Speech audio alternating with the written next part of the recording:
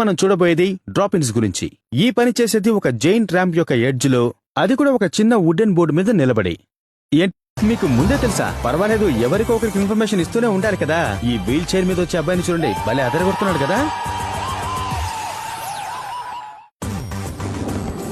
Dropping యొక్క pendant motion ని maintain చేయాలంటే స్కేట్స్ మీద ఉపయోగిస్తున్న ఫోర్స్, సెంటర్ ఆఫ్ గ్రావిటీ ఇంకా బోర్డు పైన డిపెండ్ అవుతుంది. ఈ పని చేసేటప్పుడు బాడీ బోర్డు పైన 90 డిగ్రీస్ యాంగిల్లో ఉంటుంది. స్కేటర్ వెనక వైపు కొంగారనుకోండి, డిస్బ్యాలెన్స్ అయి పడిపోతారు.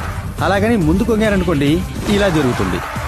ఒకవేళ వెళ్తున్న దారిలో ఏదైనా ఎదురు తగిలితే బోర్డు ఆగుతుంది, కానీ మన రైడర్ మాత్రం ఈ విధంగా ముందుకు పడి పళ్ళు రాలగొట్టుకోగా తప్పదు. ఇవి మీకోసం సెలెక్ట్ చేసిన ఎగ్జాంపుల్స్.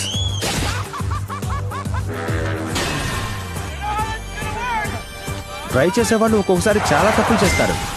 ఈమె 90 డిగ్రీ యాంగిల్ ని అస్సలు మెయింటైన్ చేయలేదు. అలాగే వెనక్కి వంగి సెంటర్ ఆఫ్ గ్రావిటీని లైన్ నుంచి దూరం చేశారు. అందుకే ఫ్లోర్ మీద ఈ విధంగా పడిపోయారు. ఎవరన్నా మేడం ని పైకి లేపండి. పర్వాలేదే, నైట్ టైంలో కూడా ఈ ప్రాక్టీస్ చేస్తుంటారా? Not bad. ఓహో, ఓ మై గాడ్, ఇతను చాలా కరెక్ట్ గా స్టార్ట్ చేశాడండి. కానీ ఇక్కడ ఈ పాయింట్ కి రాగానే కొంచెం ఎక్కువగా ముందు వైపు కొంగాడు. మీరెప్పుడు 90 డిగ్రీస్ యాంగిల్ ని మెయింటైన్ చేయాలి, అదేనండి ముఖ్యం. లేదంటే హాస్పిటల్ వెళ్లి 3-4 రోజుల పాటు పడుకోవాల్సి ఉంటుంది. అర్థమైందా? మీ